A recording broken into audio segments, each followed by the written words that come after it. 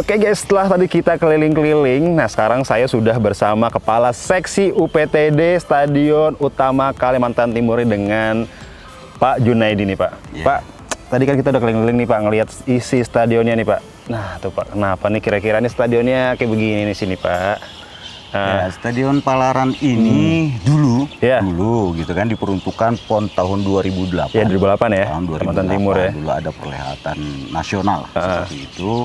Sampai dengan saat sekarang stadion ini ya kadang digunakan, kadang tidak digunakan karena jarak yang cukup jauh dari kota Samarinda. Iya, setengah jam lah ya. Kurang lebih setengah jam kalau ya. itu tidak macet ya. Tapi kalau macet dan kadang-kadang hujan juga ada sedikit yang tergenang air seperti itu sehingga memperlambat.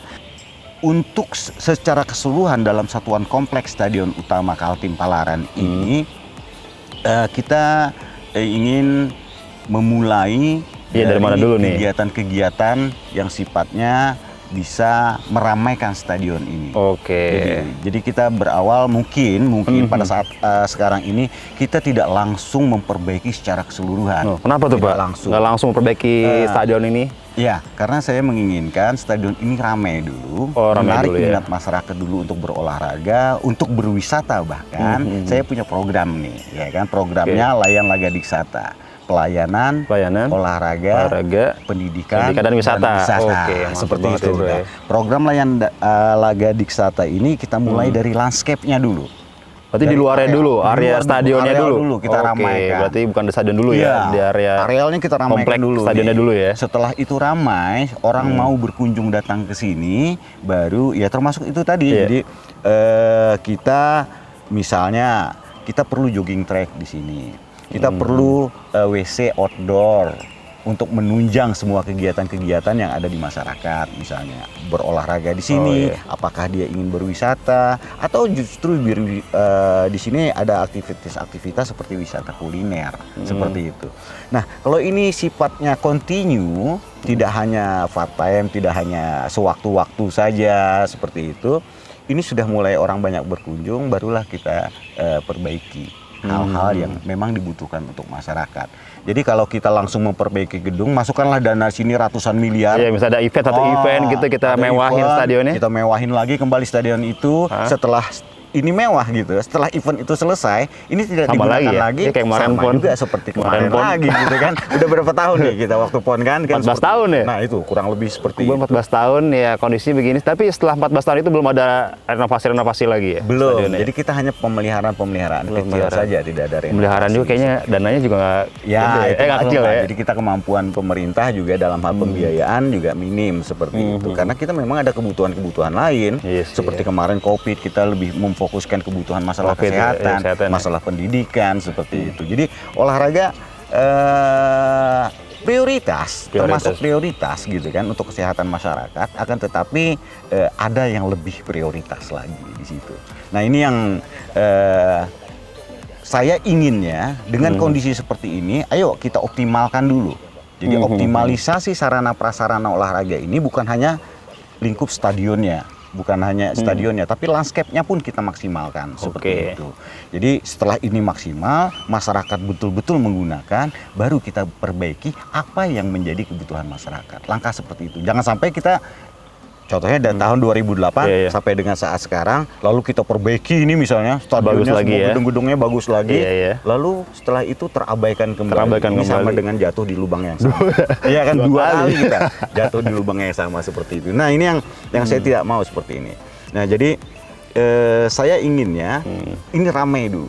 Event-event kita laksanakan. Apa saja? Kalau perlu kita beri semacam dispensasi, tidak perlu bayar dan lain sebagainya karena kami punya perda di sini.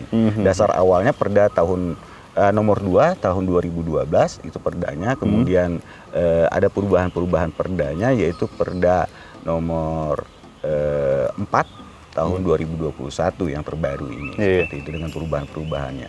Nah, kalau untuk promosi saja kita terus menerapkan dengan perda promosi gitu kan. Tidak memberikan diskon dan lain sebagainya karena terus terang perda tidak bisa mengikuti harga pasar. Patokannya seperti itu, dia statis, tidak dinamis seperti itu. Nah ini yang perlu pembaharuan dari sistem pengelolaan, itu ya saya kira.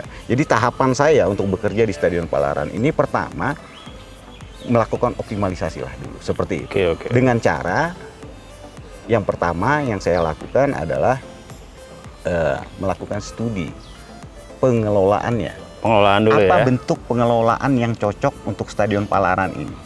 Karena selama ini Selama ini di bawah UPTD nih. UPTD, tapi begini-begini nih. aja gitu ya. Tapi begini-begini aja. begini-begini nih. aja. Nah, kita belum tahu nih apakah salah dari bentuk sistem. yang salah, iya kan? Apa yang salah dari Apa ini. yang salah? Mari kita lakukan studi-studi ini. Lalu setelah ada hasil studinya sudah dapat bentuknya, baru kita buat roadmap-nya. Dari mana kita berjalan? Di sini banyak potensi sebenarnya, meskipun jaraknya cukup jauh dari kota. Di sini lewatan area jalan tol. Iya, jalan tol. yang Kalau kita jalan bisa tol Samarinda membuat ya. area jalan tolnya, meskipun Iya, di luar dari betul. jalan tolnya, gitu kan. Dari jalan Kemudian tol. di sini kita bisa buat wisata kuliner, kita bisa buat camping ground, kita bisa buat sarana pendidikan yang Iya, lainnya. yang penting Meskipun berkembang di dulu formal. ya. Berkembang dulu. Jadi di sini ada SKOI, Sekolah Khusus Olahraga Internasional Oke, kayak Kalimantan Ragunan Timur. Ya, seperti itu. Seperti Ragunan ya. SKOI ini memanfaatkan Stadion Palaran sekarang. Nah, Oke. ini yang untuk formalnya nih. Yang Iya. non formalnya kita bisa ada arena outbound di situ, lalu di situ di sebelah sana tadi ya? Iya, di sebelah sana tadi. Lalu ini akan kita buat seperti itu. Lalu arena outbound ini tidak hanya outbound saja gitu kan. Untuk karakter building dan lain sebagainya. Ini yang non formalnya, Iya, sifatnya yang non formal, untuk pendidikan non formalnya. Untuk wisatanya kita sudah tanami pohon-pohon buah. Sebagian kita tebang pohonnya. Jadi wisata buah ya ntar ya? Jadi wisata buah lagi seperti itu. Kami dibantu oleh Dinas Pertanian. Ini bakal ada lagi bantuan dari Dinas Kehutanan, kemudian dari PT Yuti, kemudian dari PT Insani. Kita dibantu untuk bibit, lalu kita tanam. Saya semuanya minta tanaman buah nih. Berarti- Kenapa seperti itu? Ini Iya. jadi wisata buah nih buat kita. Berarti jadi ekonomi berkembang dulu, Betul. ada pemasukan untuk daerah, Iya. baru sedikit-sedikit ini pembenahan stadion ya dimulai ya. Iya, seperti itu. Apalagi ada beberapa bagian yang turun ya. Ya, Yang terus saya memang lihat ada itu ya. beberapa bagian. Mungkin pada saat pembangunan ini Itu ya, turun situ ya. pematangan lahannya mungkin belum sempurna. Iya. Nah, sehingga di bagian-bagian tertentu di sana Iya, itu bagian sana ada penurunan Ini ya. bisa terlihat dari pagar-pagar pinggir. Pagar-pagar ini, pinggir itu ya agak kan? turun. Nah, ini sudah ada penurunan bahkan sampai dengan 1 meter. Iya, lumayan ini ya. penurunan. Ini gedungnya juga Cukup apa jauh. turun juga, enggak ya? Kalau Iya sih? gedung untuk struktur dia tidak terganggu Oh, untuk nggak terganggu strukturnya. strukturnya Cuma ya. bagian-bagian non struktur seperti rabat-rabatnya, kemudian bagian-bagian lain itu yang mengalami penurunan, terutama pada bagian-bagian tanahnya. Oke, tapi bagian stadion ini mah enggak ya, nggak kena ya? Tidak, Nggak kena tidak. ya, cuma bagian hanya dalamnya aja sama Iya. tadi bagian luarnya ya tadi ya? Iya, seperti Sedikit bagian luarnya ada agak-agak penurunan. Cuma kalau misalnya direnovasi lagi berarti ini tambah ini lagi ya, tambah tanah lagi atau gimana ya? Oh ya, kalau dia renovasi ini mau tidak mau kita kupas kembali. Kupas Ini kembali Kita ya? kupas kembali, lalu kita tanami. Saya sih tidak lagi mungkin mengandalkan rumput internasional ini, karena saya mau rumputnya SNI juga, standar nasional Indonesia. Dari Malang ya? Nah, mungkin kita pakai rumput Boyolali. Oh iya, Boyolali bagus juga tuh. Rumput Iya. Boyolali. Jadi nasional saja kita. Tidak usah internasional lah rumputnya. Ini kan kalau ini dulu dari Jerman nih rumput. Oh, dari Jerman ya, dia Oh. Jerman tuh kecil, cuma dia agak lebar ya, Ya, dikit ya. seperti itu. Zoysia ada Kita rumput cukup Zoysia rumput juga, iya. Boyolali gitu kan. Kita percaya lah dengan rumput kita sendiri Iya. gitu kan. Oh, ini campuran ya udah ya. Ya, ini sebagian sudah tercampur dengan rumput gajah. Rumput gajah ya. Kalau untuk mencabut kembali ini harus penyulamannya harus signifikan. Iya, seperti kalau mau yang model karpet gitu langsung Ya. set. Ya kalau bisa sekalian sih, kalau mau. Tapi kalau menurut saya sih, kalau misalnya sintetis, Iya. rumput sintetik juga bisa gitu. Langsung disewakan nih Langsung untuk disewakan. masyarakat kan, apalagi sintetis kan, istilahnya kayak Stadion Citarum, dia orang-orang aja yang Iya, seperti itu. Tapi disewakan. ya memang cukup mahal. Iya cukup mahal ya. Gitu. Tapi ini stadion juga disewakan juga Pak untuk Ini masyarakat yang disewakan. mau main. Disewakan. Jadi untuk tarkam-tarkam, Tarkam-tarkaman ya? silakan saja seperti itu, tarkam-tarkam. Kemudian ada kegiatan-kegiatan yang PSSI juga menggunakan, Sini ya? Askot PSSI juga menggunakan seperti itu. Ya, Ini tapi, masih iya, digunakan. berarti istilahnya masih ada aktivitas di stadion ini ya. Oh iya, Selain itu ya. Cuma kalau misalnya event-event besar sih belum ya belum di stadion ini. Ya. event-event besar karena memang untuk event besar ini tidak memadai. Nggak ada, bener juga Tidak sih. memadai karena kemarin seperti dikatakan Pak Asnan Iya, teman tadi saya ya. tadi Ada FIFA ya? FIFA juga akan menengok di sini rencana pra Piala Dunia kemarin 2020 ya, tapi dengan Melihat kondisi seperti ini ya. ini tidak akan bisa. Saya yakin itu tidak akan bisa Iya. seperti itu karena banyak faktor. Iya Kita pernah dinilai juga oleh tim asesor sebenarnya Stadion Palaran ini untuk tipenya A. Iya sih kalau saya lihat ini Internasional. mewah ya. Ini mewah cuma sayangnya ya. Iya, dengan ruang-ruangnya.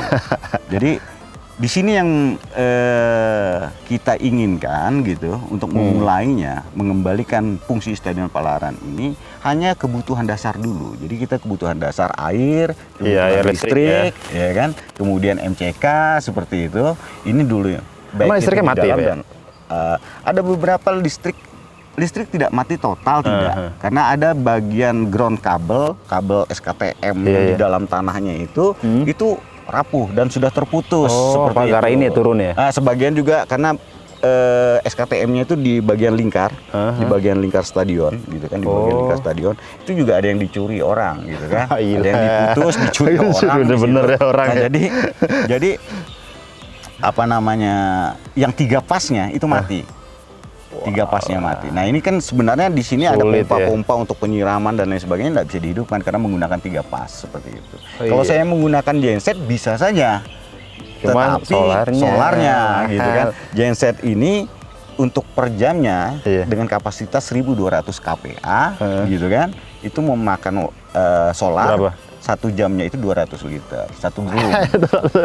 Coba drum. 1 liternya aja 5.500. Ya, dikali aja deh itu. Dan kita pemerintah tidak boleh solar biasa, kita harus Dex. Dex. Oh, iya, katanya juga ini ya, katanya perawatan rumputnya juga. Ya.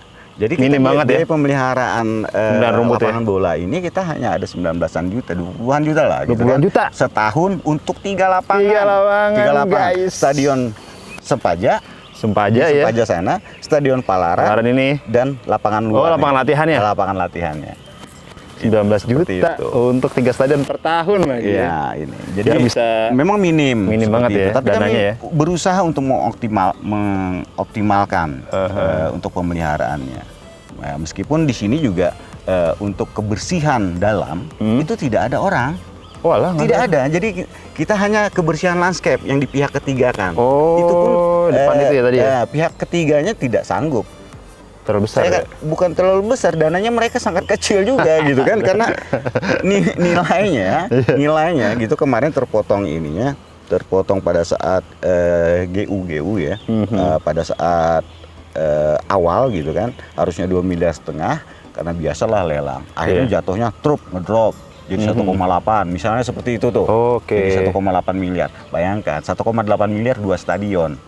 Bisa dibayangkan kan? 2 stadion seluas 82 hektar di sini, 60-an hektar di Stadion Sempaja, itu dengan nilai segitu. Pak Junaidi, terakhir nih, kira-kira nih harapannya apa sih untuk stadion ini nanti ke depannya ya? Ya, harapan saya untuk stadion ini bisa kembali berfungsi seperti semula.